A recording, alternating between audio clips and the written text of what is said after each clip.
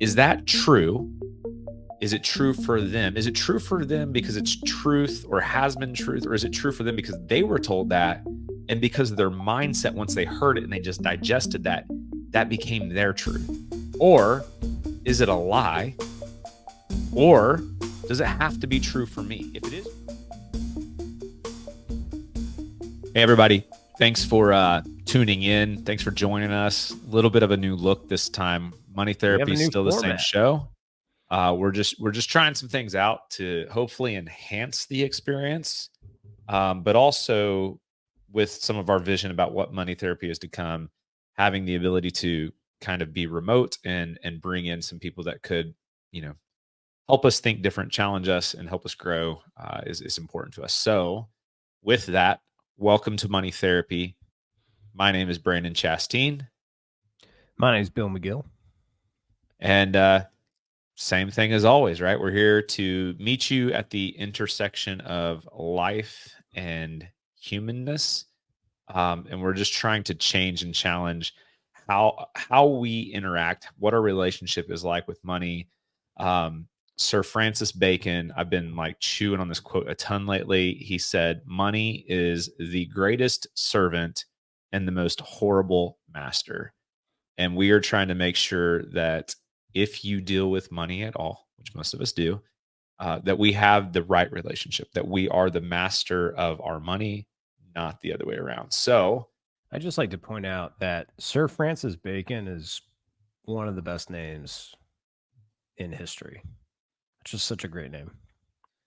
my great Oh, grandmother had a pet pig named Sir Francis Bacon. So it's pretty amazing. there was a news story that I saw where they named the pig. They named it Chris P. Middle Crispy initial Bacon. Bacon. Seen that. It's awesome. Okay. All This right, back to show, this finances, Brandon. episode, We're always going off the 10 rails because of you. 10 lies, 10 lies that you believe about your time and your money that are ruining your life. They are Whoa. derailing everything. Bold Yes. statement. Here's the thing. So the first thing, and I'm going to read this because I do not want to mess this up. But I want to kick us off with a question, and I want to hear your response, Bill. But hopefully, once you guys hear this question as you're listening, like hopefully just hit pause for a second. I'm gonna read this question twice. So after you hear it the second time, just hit pause for like 1 second and think about this yourself. So the question that I want to lead off with is, do we believe things that we think are true, or do we think things are true because we believe them? So again, I'm going to read that.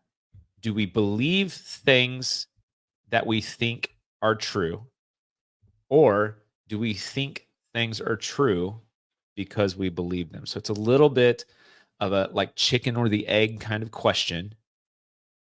But if that's the lead off question, my lead off statement is that we have to be so desperate for truth that we are willing to be wrong about the deepest truths we've ever internalized.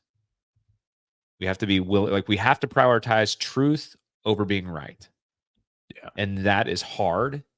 It makes us probably, I don't know, very human, you know? Um, Yeah. but everything that we're about to unpack is things that we have heard our whole life.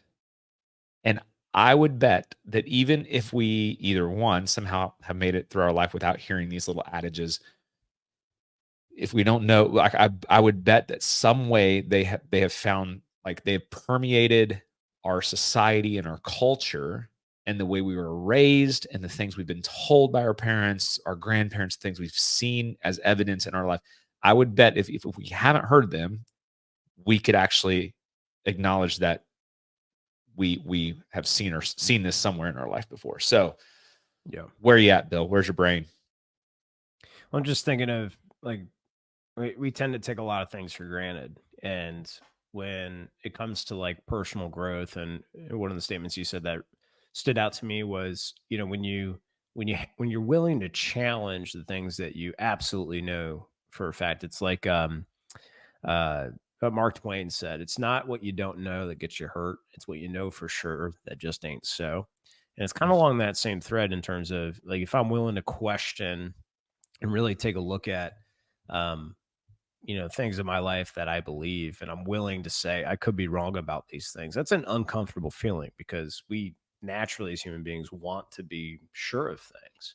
Yeah. And because if we're always trying to figure out our world so that we can survive and continue to, fight the next day, kind of the caveman brain, if you will. And so I think that's why we hold on so hard to things that we know to be true.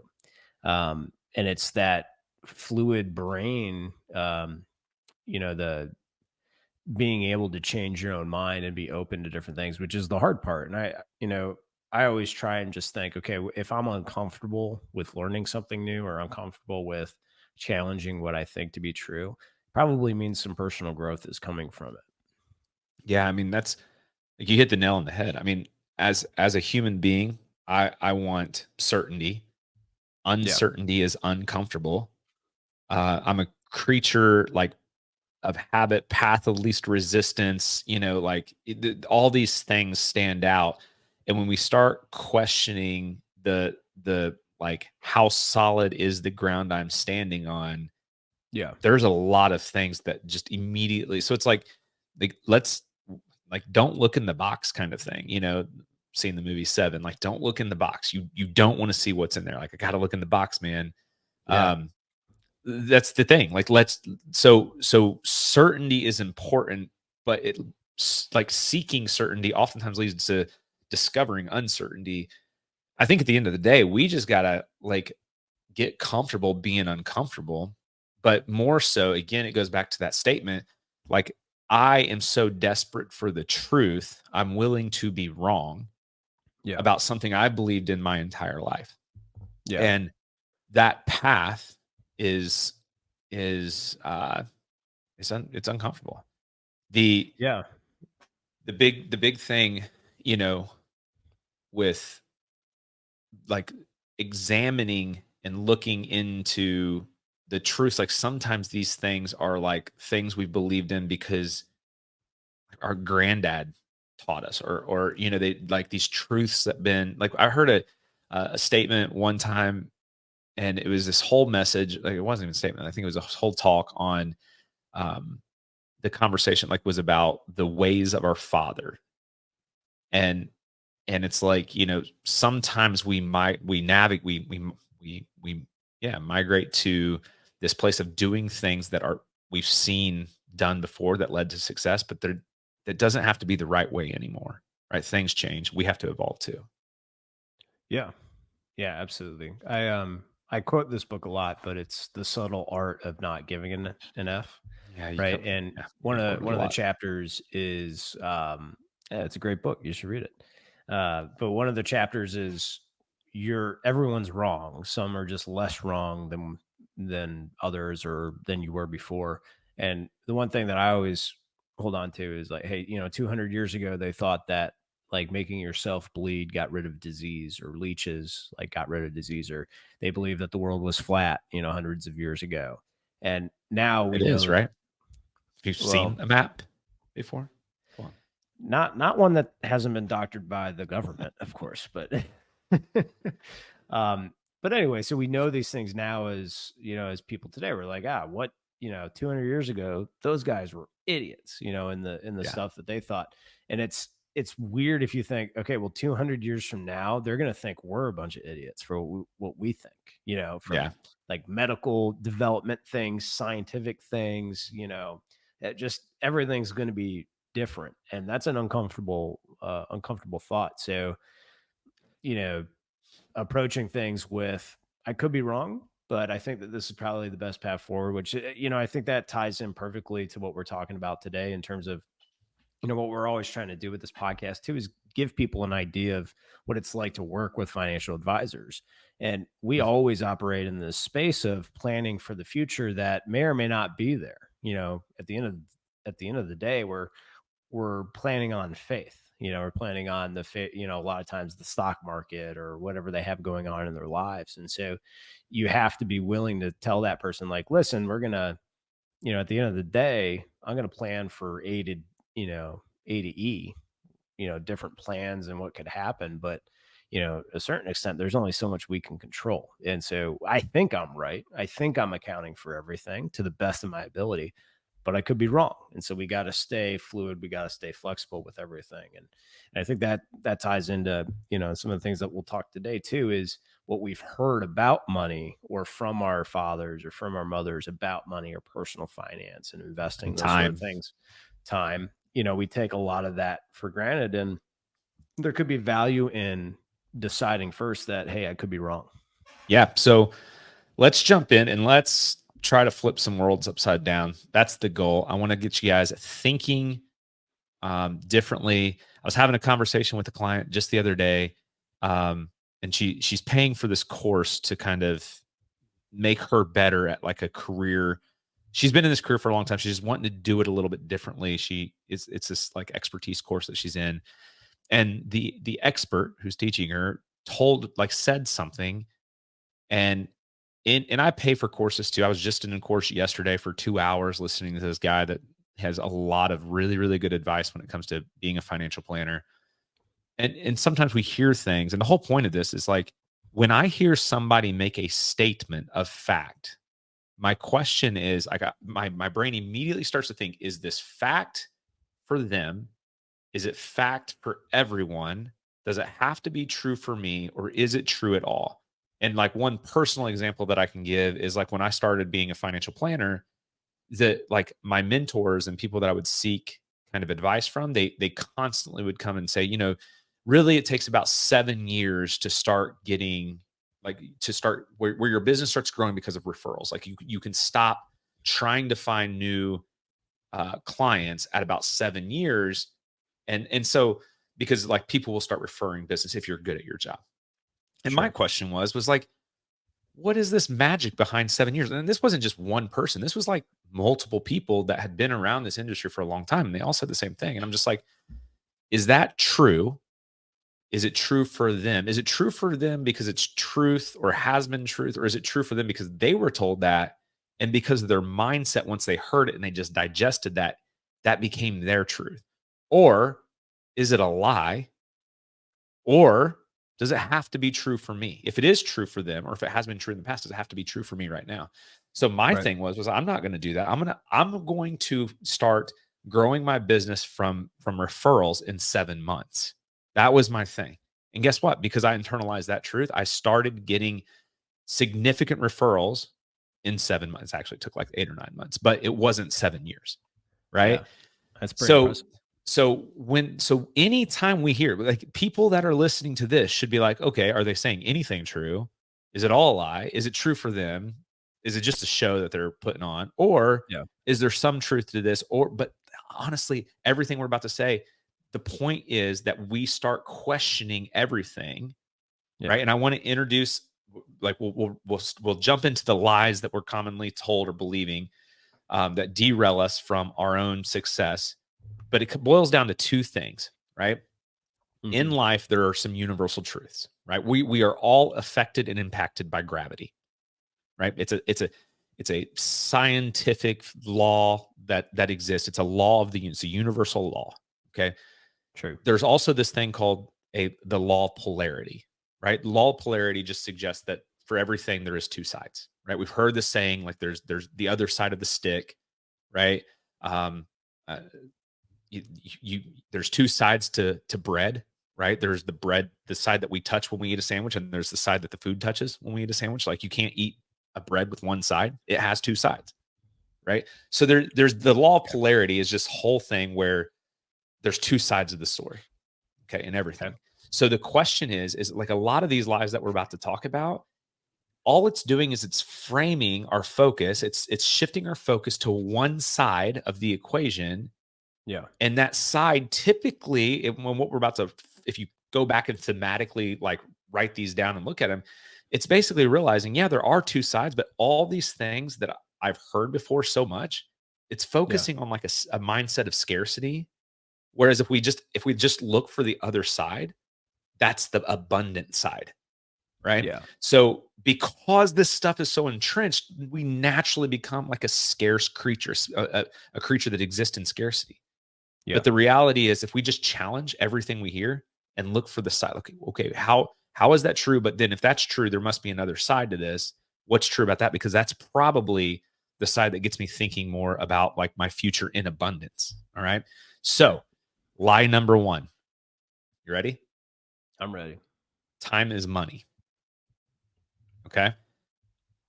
Started working on this episode like a week ago. Mhm. This morning, thumbs up. This Why this doesn't it morning, work for me?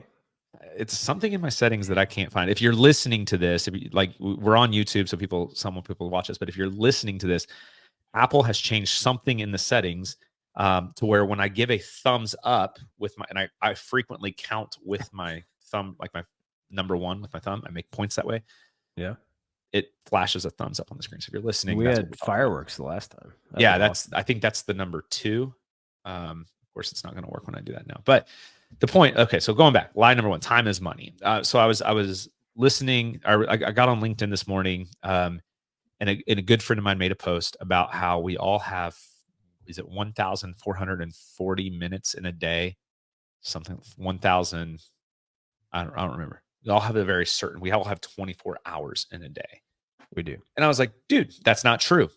I was like, and what he was saying, first of all, his post was amazing, and he had this really, really cool acronym. He's a mindset guru. The guy's phenomenal. But I was like, I have been struggling with this because I don't think we all have 24 hours in a day. Here's my point: is first of all, the first point I'm going to make is let's say let's just say this episode is a 1 hour long. Let's say we get 1,000 people to watch this episode. That's 1,000 hours, and we worked on it for 1 hour, Mhm. right? So if today 1,000 people watch this, I have actually spent 1 hour, gained 999, right? I netted 999 additional hours of speaking to people and communicating an idea that I have, Okay. and then add in the 23 hours to that. So I'm at, what is that, 1,023 hours, right? Or 1,024 hours, but I spent 1 hour doing this. So the point is you, like with authors, a business owner. A business owner can sit there and be like, I have all this stuff to do. I cannot get it all done. What do? They hire somebody. That Yeah. employee creates capacity in their day. Yeah. Now they can get the work done that they have to get done. Plus, they can go be at home for dinner with their family. Yeah. So I don't believe that everyone has equal amounts of time in a day. I don't. I think there's time periods where I have only had 24 hours in a day, and I had to exhaust every single second doing everything perfectly, and I was tired and I couldn't do the things with the family that I wanted to. And then there's seasons where things are going well and I can outsource a lot more of these activities and things that I have to do and create more time and take vacations and all this stuff. So I don't think time is equal for everyone, right? Yeah, I think that's a really interesting concept and an interesting thought. It kind of takes me back to the other episode that we did was um, can you buy happiness? And one of the things that we talked about in that episode was, well, you can buy some time. Um, Absolutely. if we talked about, I hate, cleaning my house like every week. I absolutely hate it. So can I pay somebody $100 to come clean my house and just takes it off my plate? And so that's kind of where my head went when you were talking. It's like, yeah, you can multiply yourself in a lot of different ways. And it kind of forces you to think creatively about, okay, what if I'm not limited to this 24 hours? Like, yeah, Right. math, people tend to look at math and go, okay, that's a very finite set rule thing. But if you just ask yourself how, it may be possible.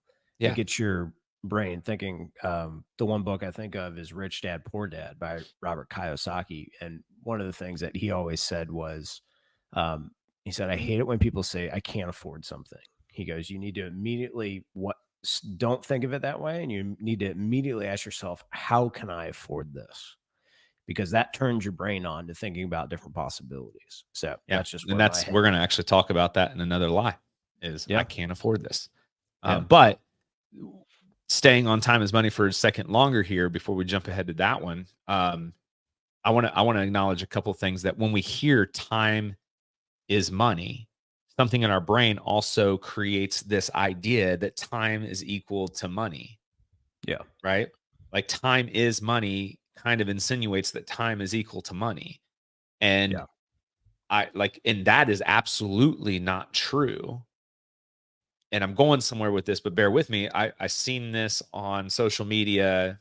There was a little story or something that was on my feed, and I don't even remember who it was. Unfortunately, I think it was an ad, but it was suggesting, you know, if like I don't know, Bill, like if I would write you a check right now for $1 million, could that be very good for you? Like, could you get a lot done with $1 million check right now? Assuming it cleared the bank too. But if I wrote you $1 million check, would that be good? And the answer Yeah. for most of us is yes, absolutely. That'd be a good thing. Now the Yeah. question is all right, I will write you $1 million check right now, but you also have to understand that your life will end tonight at midnight. Do Hmm. you still take that $1 million check? I do not. No. And all of a sudden now we realize, yeah, time is not equal to money. Time is way more important than money. And man, Yeah. this opens the door. We'll have to revisit this because we could impact this because time is more powerful than money. Time compounds money. Yeah. Time is everything. Money is nothing. And Yeah. like if we're going to compare the two, like that is the reality. It's not time is equal to money. Money is not equal to time.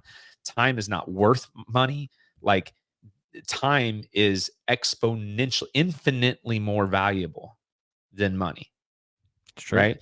And that, I mean, we can say like if you like, I don't like, let's just assume that your entire net worth was $1 million, Yeah. right? And let's say that you had contracted a very rare disease and I had the cure, but I was going to charge you $2 million for it. So one, you lose everything you have, and two, you go $1 million into debt. But if you don't have my cure, you die. If you have my cure, you won't die from your sickness. Do you pay for this cure? And again, most people answer, yes, I would. Now, Yeah. we don't even have a promise to live past like getting in a vehicle accident the next day, but we are going to do everything we can. Time is infinitely more Yeah.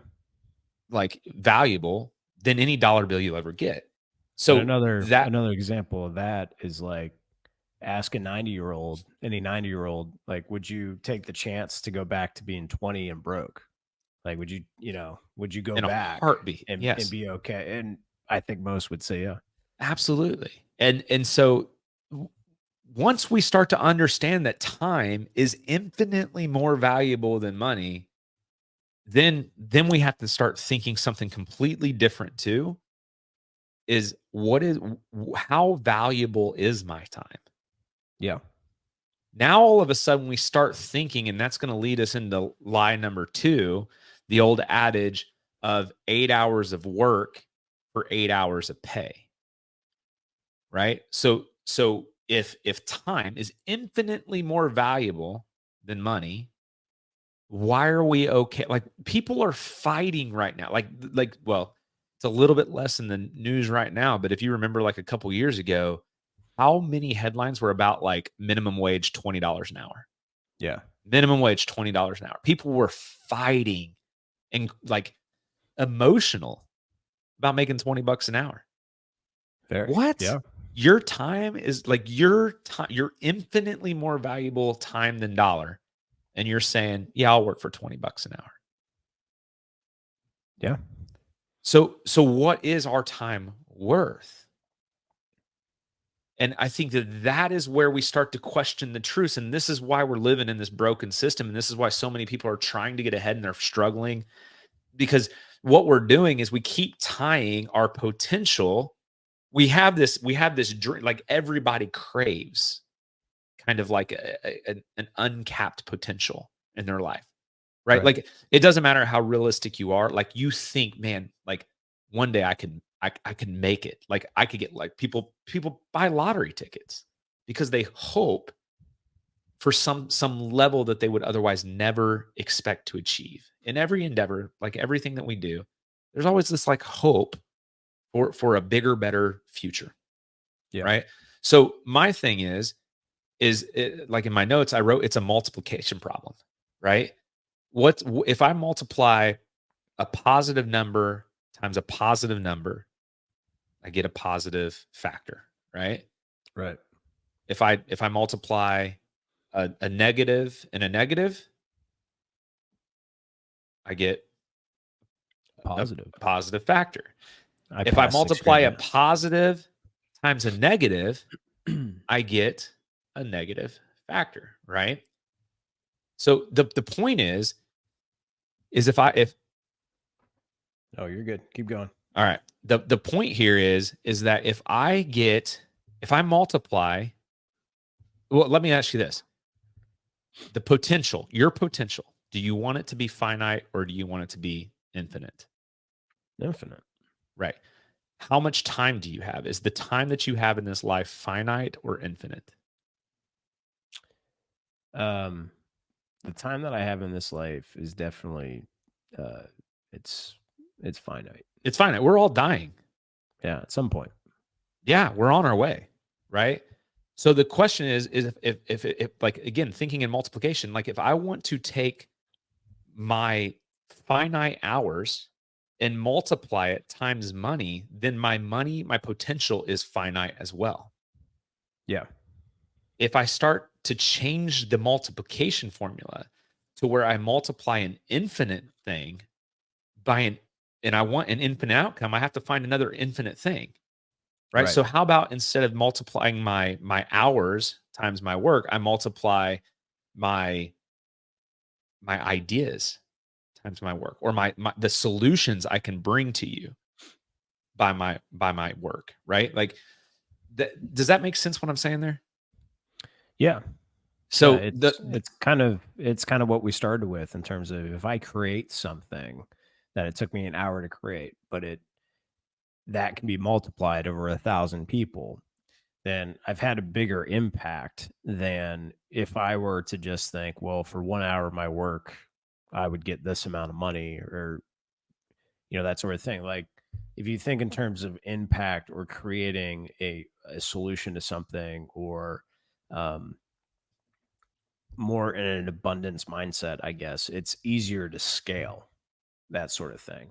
And it's easier to feel when you scale things, it's easier to feel that impact more than just, hey, here's $20 for mowing my lawn sometimes. yeah. Do you have like I was talking to my daughter about this morning. And I'm not going to share the problem that she said, but do you like what's a current like point of friction in your life like right now?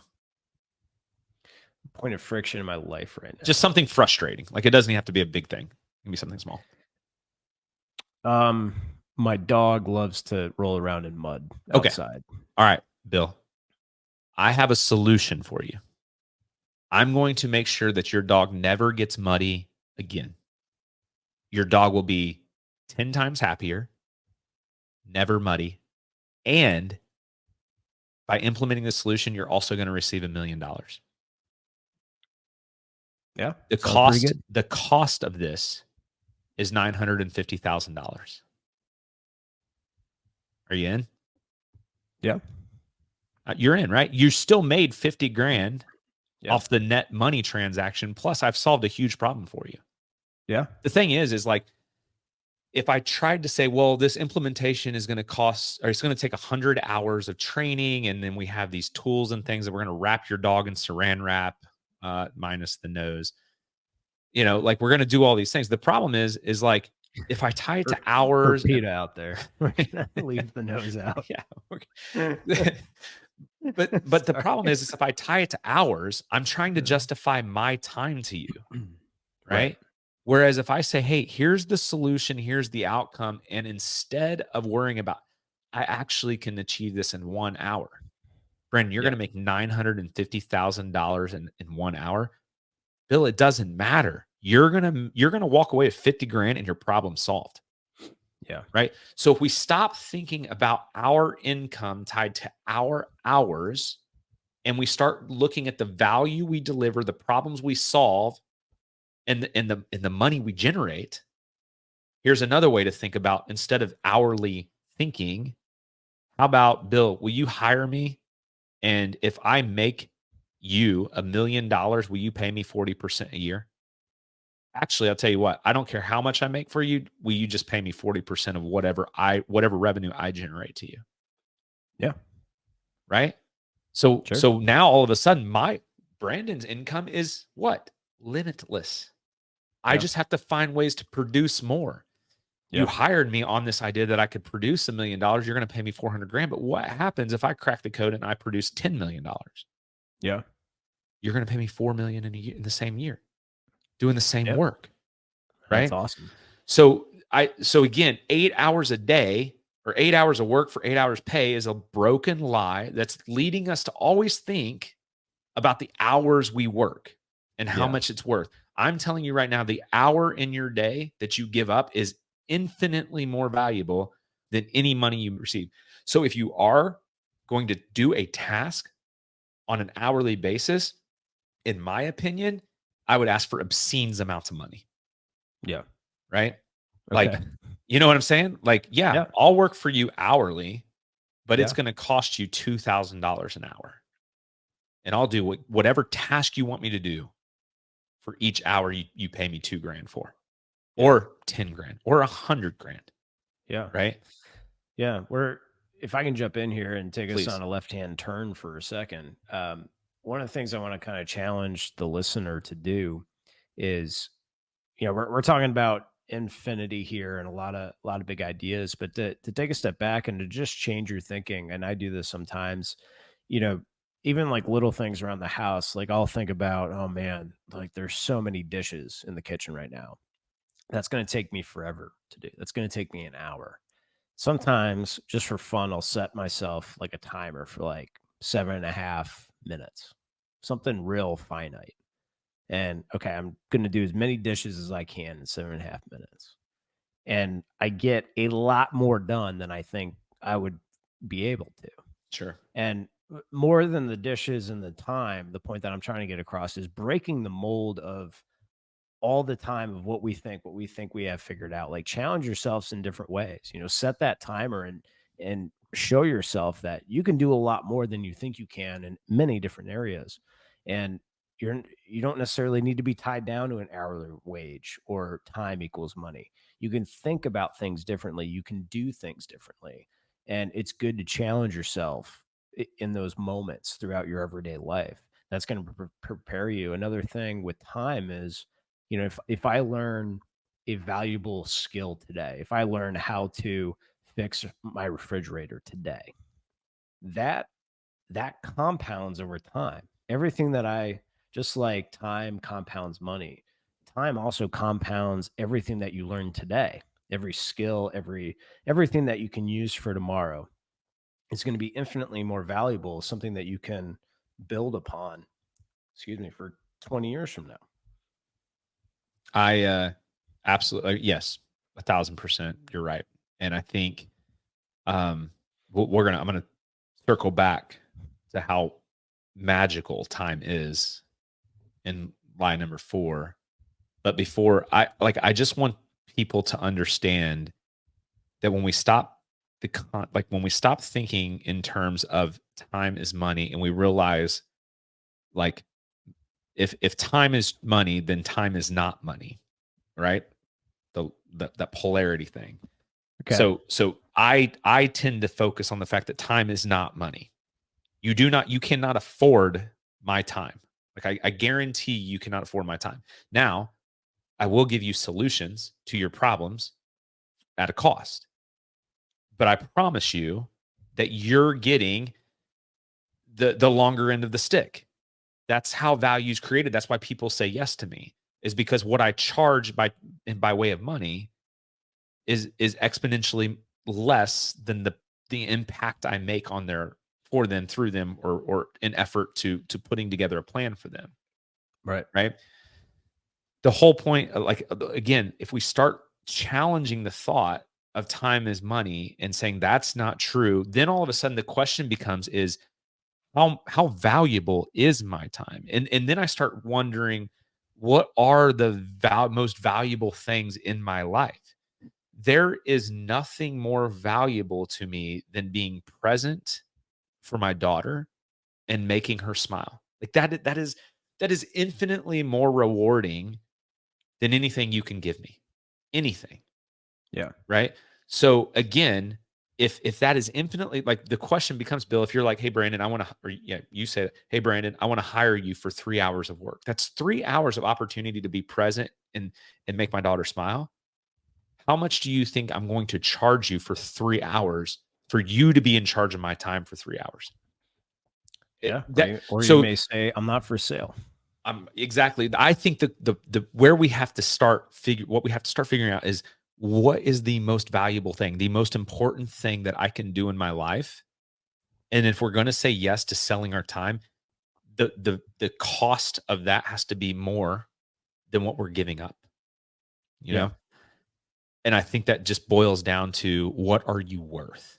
That's the Sure. question that I want you guys, like, people to answer out of these first two lies is, again, if time is in fact not money, and 8 hours of work equals 8 hours of pay is a lie, I think we can all say, at the end of all that, after end of all the endless questions and where that can take us, and the challenging thought of, hey, going to our boss and be like, hey, instead of paying me, 20 bucks an hour, how about I just, whatever revenue I bring in, I get 40% of, or 20% of, right? Yeah. Now, then we start to say, because I value my time differently. But here's the last part of this is, if I value my time differently, my everyday actions, where I'm showing up to, where I'm spending my time, where I'm spending my energy and thought space, like, that has to reflect my values.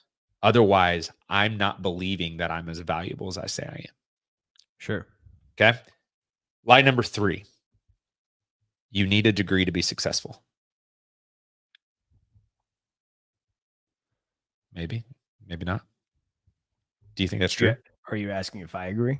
Do you? Well, it depends on what success is, not to get too philosophical, but um, it kind of comes down to, what do you think you're worth and what do you want? We spend a lot of time with clients just trying to get them to tell us, what do you want? Right. And that's kind of the same thing. Like when people say, oh, I want to be successful, they're kind of saying the same thing. Because for some people, success is, I just want a house out in the woods, and I want to have a fire every night in a fire pit, and like I'm happy. That's it. Um, so I think it depends. I mean, I think there are elements of our society where you do need a degree to succeed in that element of society. Like, Well, yeah. I mean, like, some jobs, like if I'm going to be a doctor, I have to get a medical degree, right, right. But right?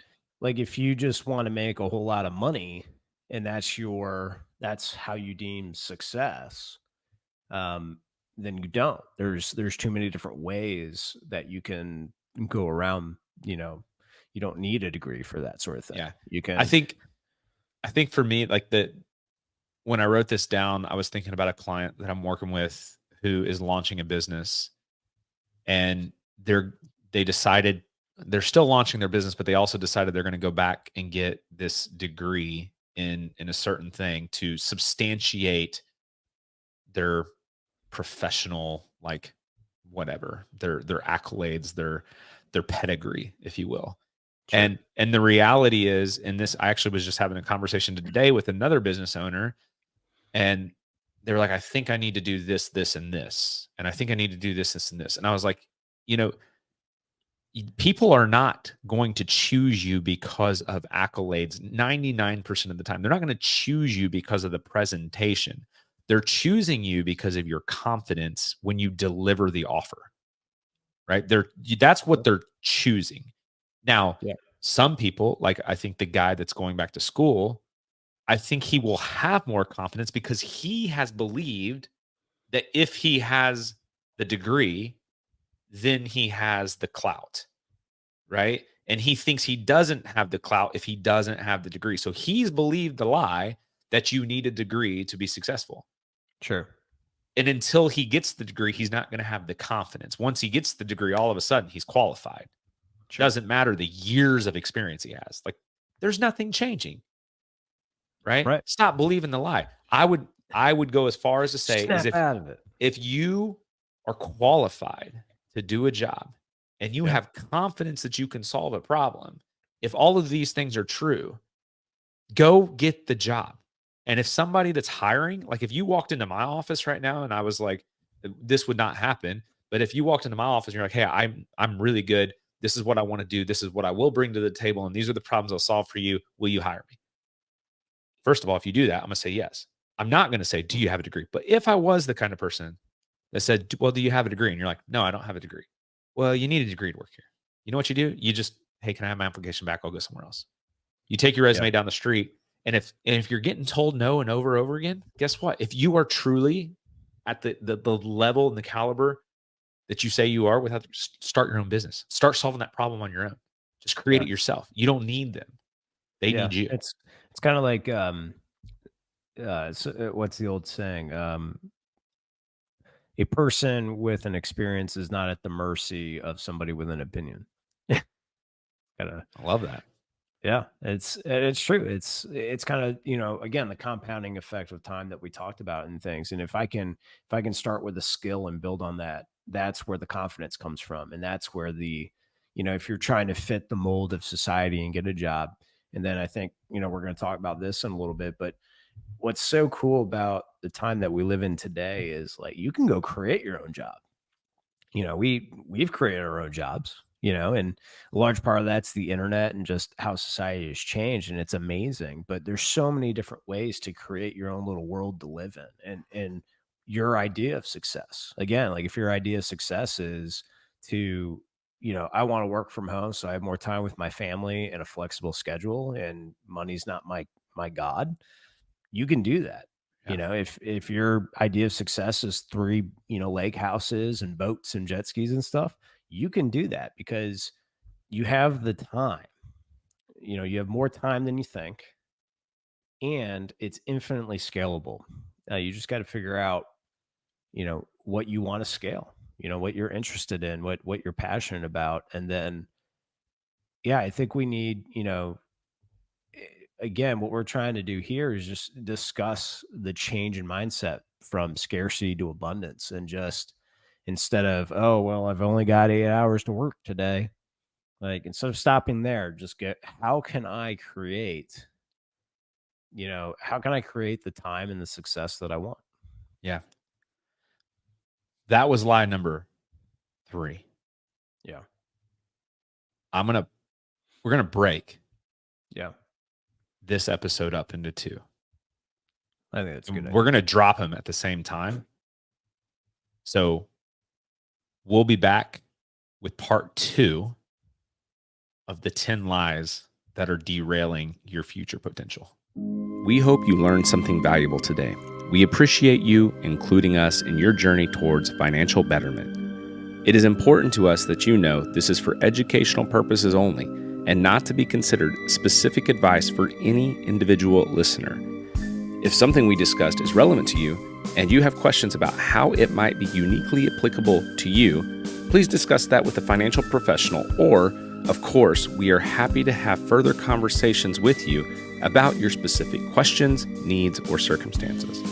We welcome you to reach out to us via our website, harpethwealthpartners.com, or by emailing Brandon at bmc@harpethwealthpartners.com. Securities are offered through LPL Financial, member FINRA SIPC. Investment advice is offered through Private Advisor Group, a registered investment advisor. Private Advisor Group and Harpeth Wealth Partners are separate entities from LPL Financial.